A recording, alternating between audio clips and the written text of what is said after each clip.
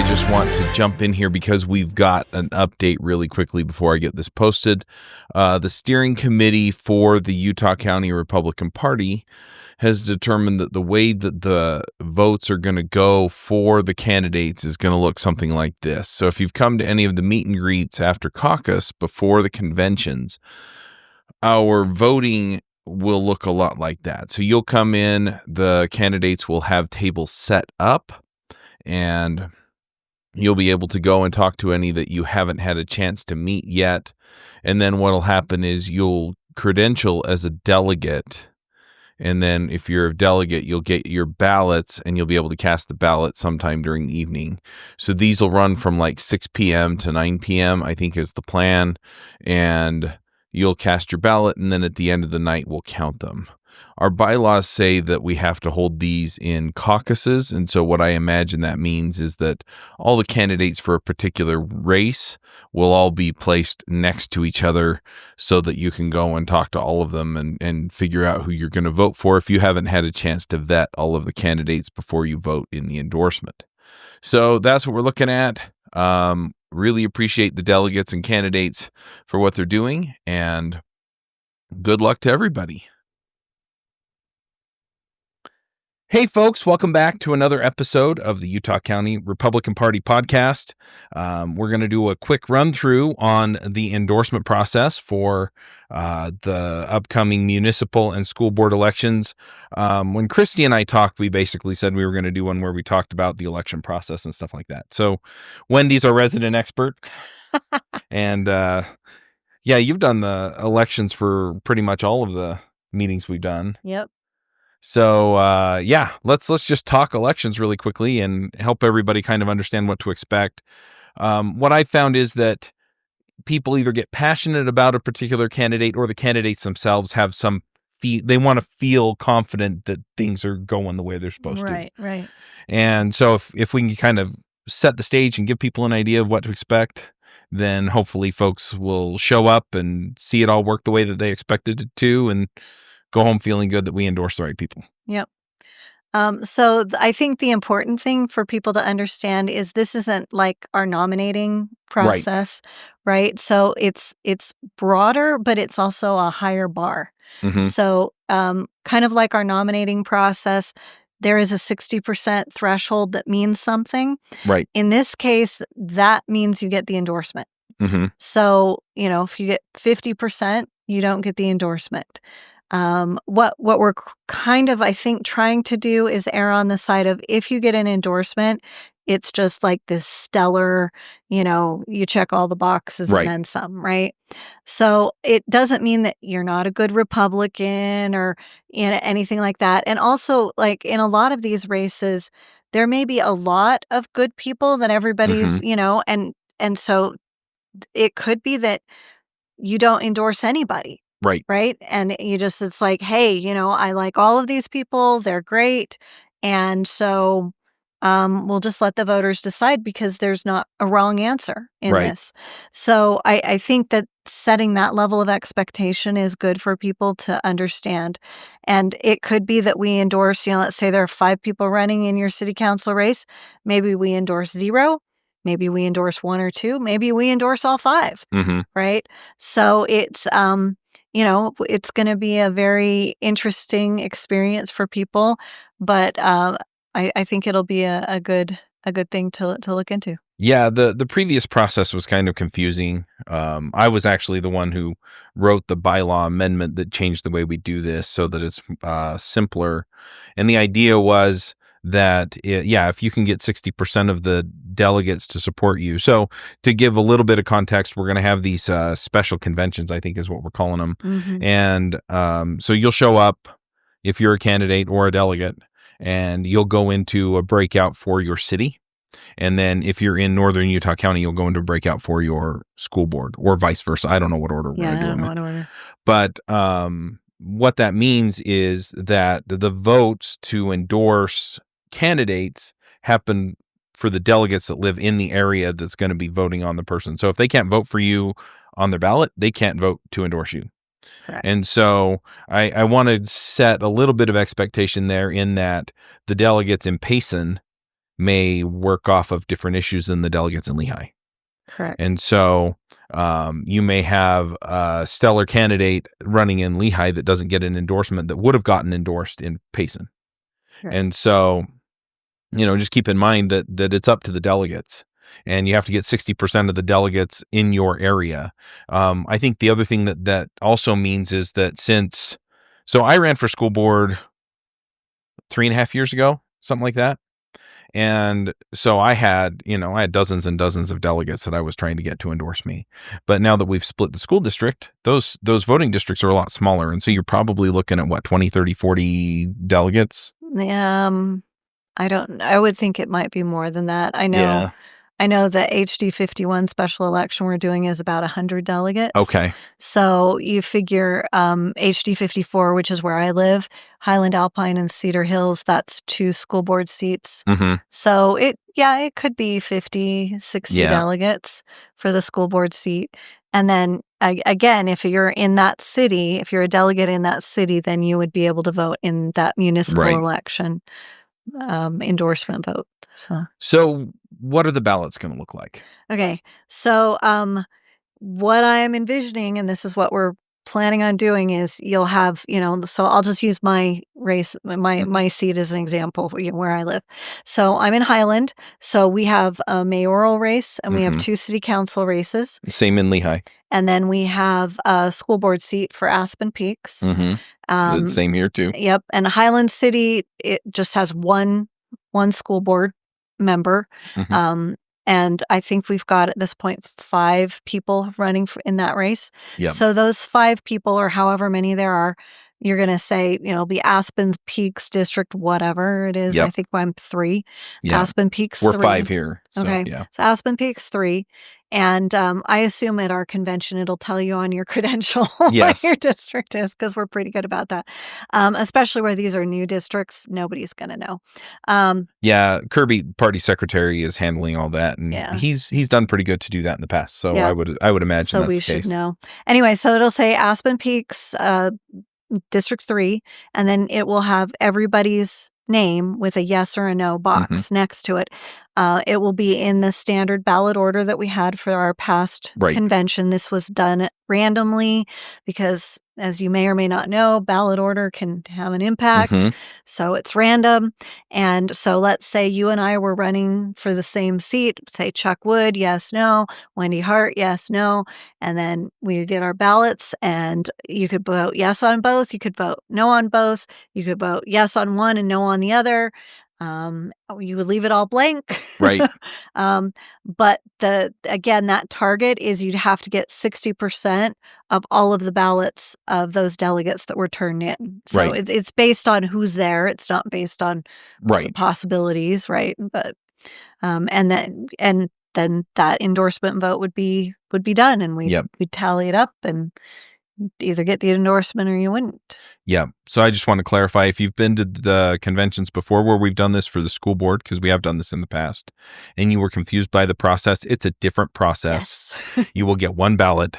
You will fill it out one time, and then we will know who's endorsed and who's not. That's it. Right. So any of the multiple rounds or this, if not this, we're not doing that this time. Yeah. And that was ultimately what I changed in the bylaw, was just to make it really clear for people. So if you think that there are 3 people that you would like to see on your city council, you can endorse all 3.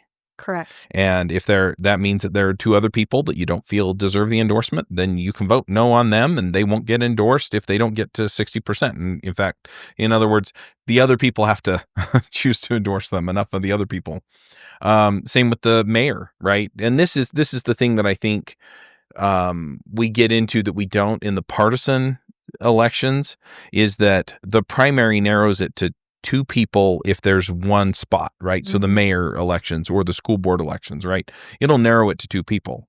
And so if you want to pick between 2 better candidates or 2 best candidates in your area, then you probably want to vote to endorse the 2 best people at least, right? And so you may think strategically on some of this, right? Same with the mayor. For the city council, It depends on your city and how they're running it. Yeah, I think if there are 2 seats, the state law is that then it would narrow it to 4. That sounds right So to if me. you have 2 open seats and there are 4 people, there wouldn't be a primary. Mhm. But if you have 5, then there would be. Yeah, And it would narrow it down to those 4. If I think it's double whatever right. the number of open seats. That sounds right. And also keep in mind that there may be other candidates that are not seeking the endorsement, and they wouldn't show up on the endorsement ballot. That's true. Do you want to go into what the qualifications are for a candidate to be endorsed? We talked a little bit about that with Christy, but it probably wouldn't hurt to just reiterate that. So, yeah. I mean, basically, these are nonpartisan races, obviously. So anybody who's affiliated, unaffiliated with any party can choose to run. But our endorsement bylaw is we only endorse those who are registered Republicans. Yes. So, that would be my guess. The Democrats, if they do an endorsement, they probably don't want to endorse a Republican. So, Right. that's fair. And if you're some other organization, you're not going to endorse somebody that doesn't, fulfill your criteria. That is one thing that I have told people. We have a platform that is the values that we as a Republican Party stand for. That's what you should be looking at to say, it's a little bit harder sometimes with city council because, some of these bigger issues that are kind of, lightning rod type issues on a national level that, I just want to know if you're going to pick up my trash and pave my roads and not go into debt at 11% interest, right? Right. So some of that is different with city races, but at the same time, we also have a proposed platform that goes into a little bit more of the city and school board type things. Some of the things that were added in there, and it's worth looking at just because I think they're, talking points, right? Whether you agree or disagree with what we have proposed in the platform, data privacy in schools, that's an issue. That's an issue. Whether you agree with our perspective on it, if you're running for school board or if you're a delegate, that should be something that you might want to address because this is going to come up. Yep. So similar thing with city councils. I think right now there's a big focus on what's the proper role of the legislature versus the cities. Is the legislature overstepping their bounds? What's your opinion on some of these things like special districts and, or zoning, high density housing, Uh-huh. Water rights. I'm just trying to think, some of the other utility things that we're seeing, which kind of spills into special districts some. Yeah. I mean, there are a lot of things that if you really go and look at, so here in Lehigh, I'm imagining that to a certain extent you're having the same issues in Highland, right? We've just had this explosive growth.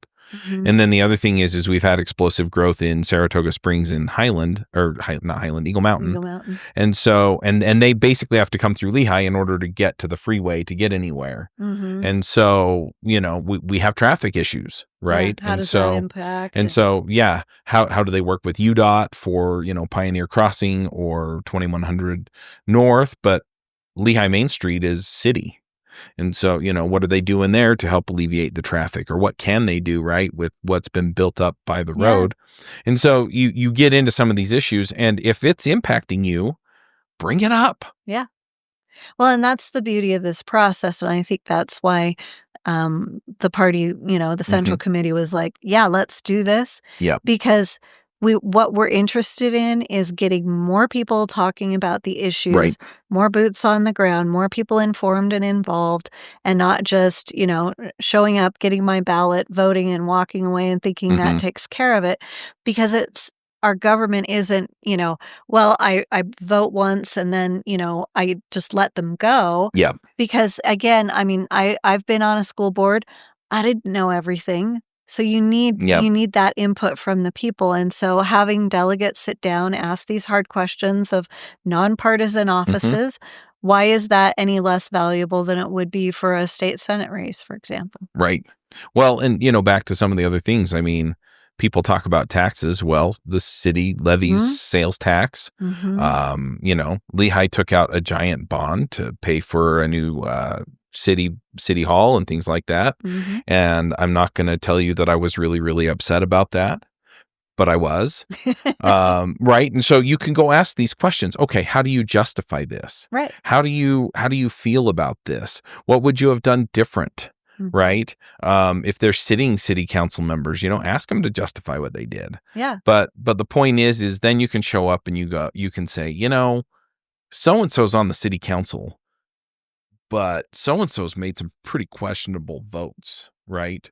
Or vice versa. Yeah, or so-and-so's on city council, and of all the people on the city council, they're one of the better ones. Yep. Right? Or maybe there's an issue that it's like, well, I didn't really like that. And you talk to them and they say, well, but this was the reason why. Right. And you go, oh, that, Yep. so then, then there's that episphany and you go, okay, now that makes sense. I know like in Highland a handful of years back, they raised tax rates for police and fire, Mm-hmm. right? And Highland, we kind of have this traditional, we don't raise taxes for squat. Right. It's like, we don't raise taxes.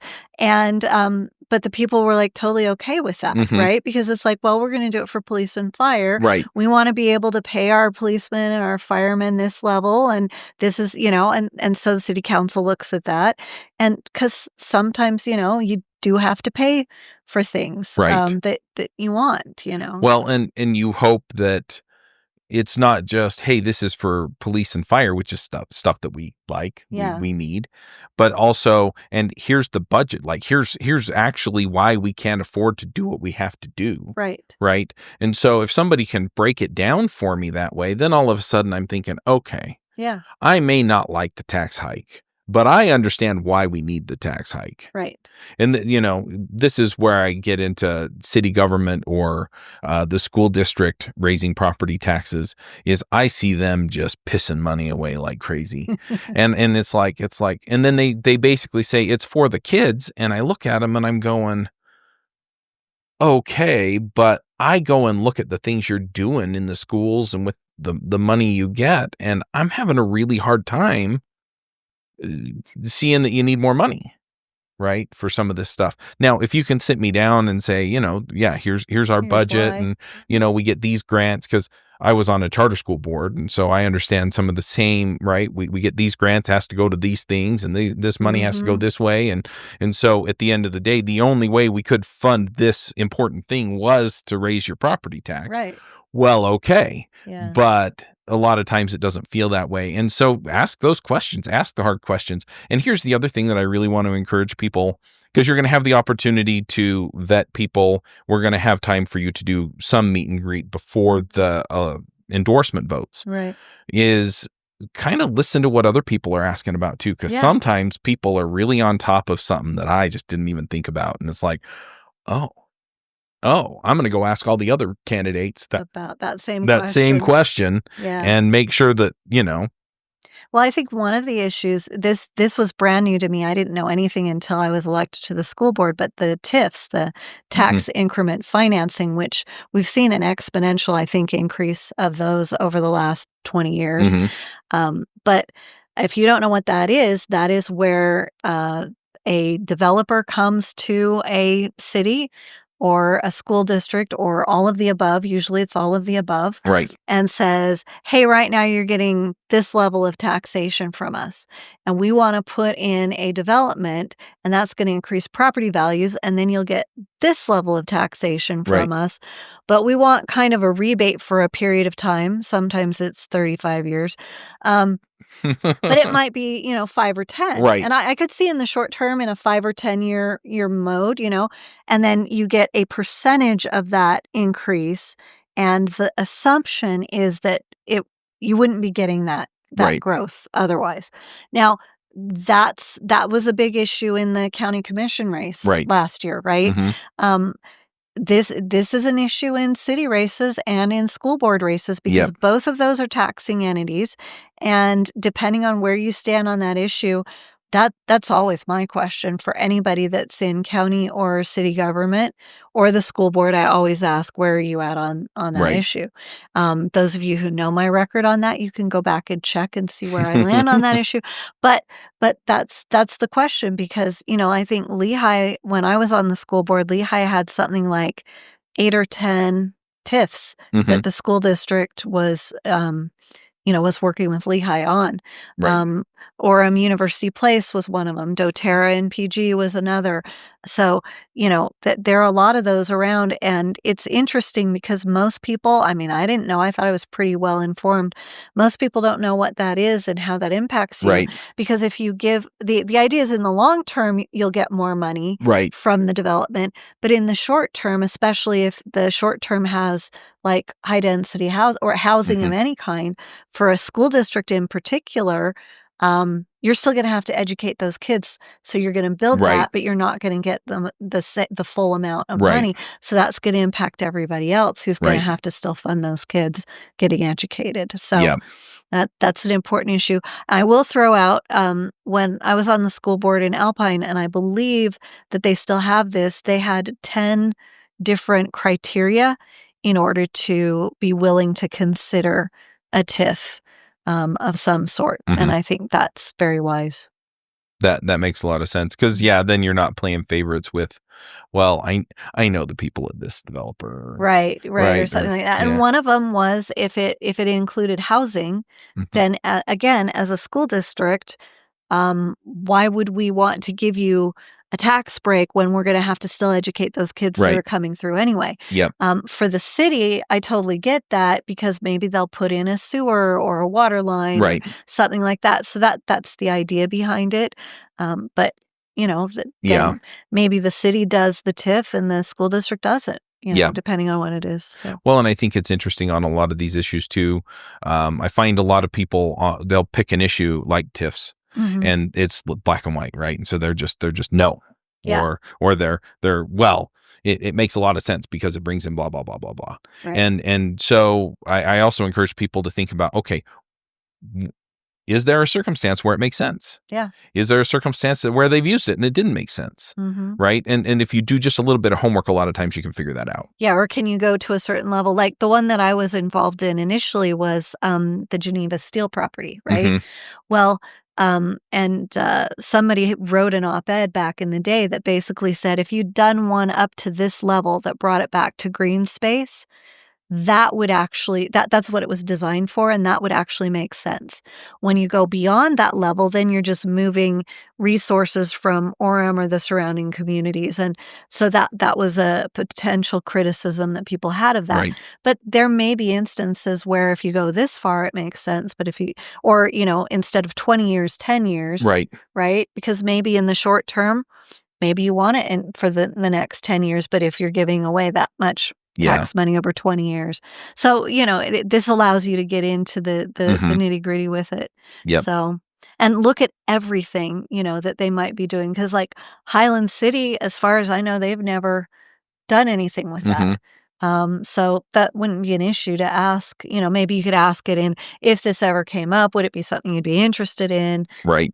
But, right now it's not impacting Highland. Yeah. But there are specific things, I talked about the growth and things like that.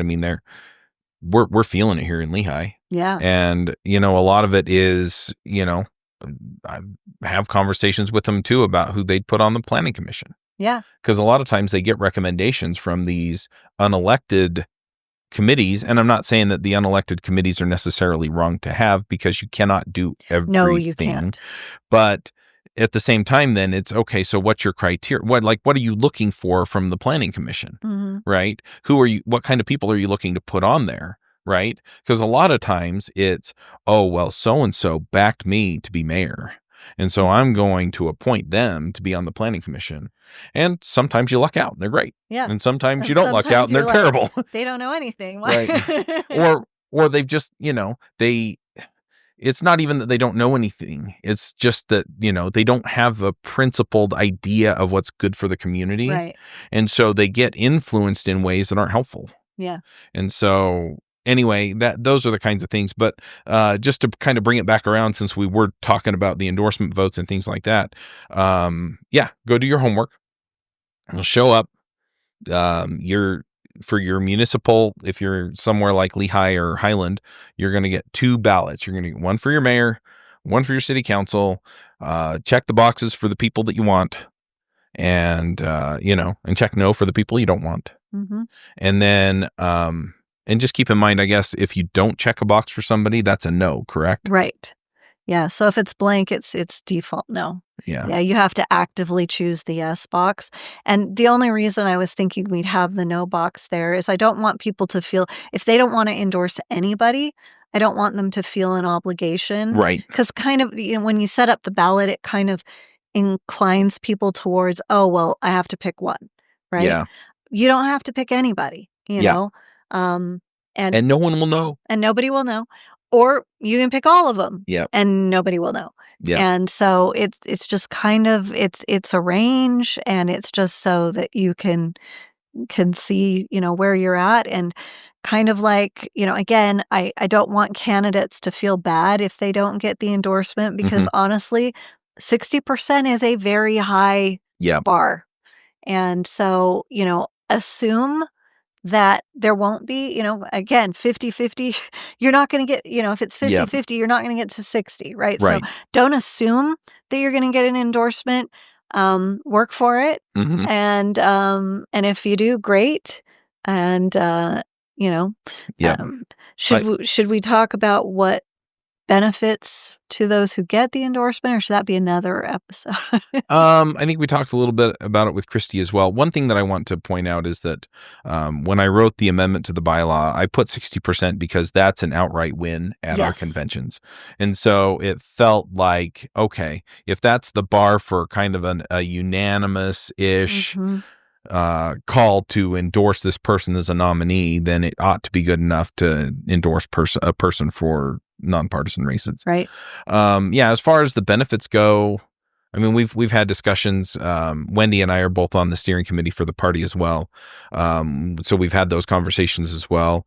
One thing that I'll just point out heading into that is, so last year when we had the partisan races, we kind of pulled out all the stops for our nominees. Now I'm imagining that we're probably going to have quite a number of endorsements, so we may not be able to do as much for any individual candidate, but we still got people out knocking doors and handing out flyers and putting on events and doing cottage meetings and things like that. And I would imagine that you're going to get a lot of that. The other thing is it's a benefit just coming to the events, because when I ran for school board, I mean, I was getting people volunteering left, right, and center because they were concerned about the school district, and I was meeting them at the party meet and greets. Yeah. And so that's a benefit on its own that the party isn't necessarily orchestrating. Right. No, it would have been huge. When I ran, I actually called us, the party, and said, hey, I'm a registered Republican. I'm running for school board. Can I just show up at convention and pass out flyers? And I was told no. Oh, wow. And so again, if you're starting from scratch, and certainly if this is your first rodeo, right? Yeah. People don't know you. They don't know, this gives you an in. And so those meet and greets are really, really helpful, just to be able to say, hi, I'm running. This is what I stand for. Here's my flyer. And then the delegates are a really good resource, like you said, for, knocking doors and, cottage meetings, and even just word of mouth, because again, the idea, I don't know if, most people that I talk to are kind of like this. If you're involved when it comes to elections, you get the text from your neighbors, hey, so I got my ballot, want to know what you think about X and so, and, and then you can have those conversations. And I'm kind of funny. I don't tell people who to vote for, but I'll ask them, well, what are your issues? Yeah. And then they'll say, oh, well, my big issue is, whatever it is. And then you can say, oh, well, when I interviewed the candidates, you may want to, go to so-and-so's website or so-and-so's website, because they seem to be more aligned with you, even if I wouldn't be voting for them, because my job isn't to tell you how to vote. My job is to tell you what I know about the candidates. Right. Yeah, I've done that as well. I don't always start there. Sometimes I start with, this is what I like about this person, and this is what I don't like about that person. And then the next person, this is what I like about this person, and this is what I don't like about this person. What? There aren't perfect people running for office? Oh, well, the way some people react, sometimes you would think that they think so, but Yeah, no, my favorite statement is you've never seen a perfect person ever run for political office. So, right. What we're looking for is average people. Mm-hmm. And I think that was the design. Yeah. Well, the other thing is that for me, the perfect candidate is somebody who would vote the way I would vote. Yeah. And there's only one person that's going to do that. Yeah. And right now you're not running for and office. I'm not running for office. Yeah. So. Yep. My husband and I, we don't agree on everything. And he did vote for me, I think, when I ran for office. But, it is a private ballot. So. Yeah. But it's, and I would say of everybody, he's probably the closest at this point that, I would go, okay, yeah, but we still have those debates and discussions. Yeah. So, but it's close enough, right? Yeah. That's what you're looking for. Somebody who's going to hit the mark most of the time. And you go, okay. And also that will listen, if you call up and say, hey, I noticed that you're leaning towards this on this issue. Let me give you why I think you should consider something else. Right. And even if they don't agree with me, that they're willing to have that conversation and say, okay, I see your point there, but I'm leaning towards this because of this. It's like, okay, that's fair. Yep. Still disagree, but it's fair. Yeah. So I fill out my ballot. I'm going to throw it in the box, and then they're just going to count them in front of us. Yeah. We might do the scale for the school board ones, but just because we've got 7 in each group, so there's just a lot. Right. So we might do those. I'm debating that, but we'll probably just what I'm envisioning is we'll have a set of 3 people, and you'll have somebody that will have the ballot, and you'll have the person that's going to be marking has a tally sheet, and they'll just go through and say, Chuck Wood. They'll just read out who got the yes votes. You'll have a third person who's the observer. Right. Making sure that, and of course, poll watchers for any of the candidates, they can observe all of that. And then they go through and they, just mark yes, that this one. So we'll have a total count of the number of ballots and then the number of people that got a yes vote. And just little tally marks. And then if it gets within 2%, if any 2 candidates are within 2%, then we'll do a recount for that. And so we'll ideally, I'm hoping to have at least 2 sets of 3 for each election. Right. Maybe 3 ideally. So if you want to volunteer in your area, let me know. Volunteers at ucrp.org. And because more people counting, it goes faster. Yep. But because we're just going to have the ballots, nobody's going to have to sit around and wait to do another round and stuff like that. So. Yeah, sounds good. I guess one other thing that we kind of mentioned it on the other one that I just want people to be aware of is we are going to be doing the meet and greets in basically every city in the county. So including a new one, Spring Lake. Yeah. So, just be aware we're going to be doing them in the city you're in. But if there are candidates for your area that cover other cities, they'll probably be at those too. So you can come to more than one. Yeah. So like the school board ones. Yeah. So like I know in my area, Cedar Hills and Alpine share. And if, so if we have the Alpine meet and greet and the Cedar Hills meet and greet, and you missed your Alpine one, but you want to check out the school board, you go to the Cedar Hills one, so that we'll probably have that. So we're going to do those in June, and then the endorsement votes will be in July. Yep. And I believe we're breaking them up into 5 areas. Yep. So you'll have Provo, you'll have the South, and then the 3 northern school board districts, and then the cities that are in there because they kind of align. Yeah, because they did the interlocal agreements, and so the cities got to pick how they did it, and they split them on city lines. So that makes sense. All right. Well, anything else that people need to know? Just show up. Yep. We're excited to try this out and be able to weigh in. And again, I would just encourage, as far as talking points, read the proposed new platform. It is on the ucrp.org website, and I believe we're going to have a link to all of the candidates up there. Don't want to speak for Mike, the tech guy, but no, he already has the pages up. Does he? Okay, awesome. I don't know if it has all the candidates on yet because we're allowing them to file for an endorsement through Friday as we record this. So if it's after the 13th, you probably have pretty good odds that they're there. Yeah. Yep. But they've already filed to run in their cities or at the county office. So it's literally just who's asking for the party endorsement or not. Yeah. So. Yep. All right. Well, thanks for coming, Wendy. All right. Thanks. Appreciate it.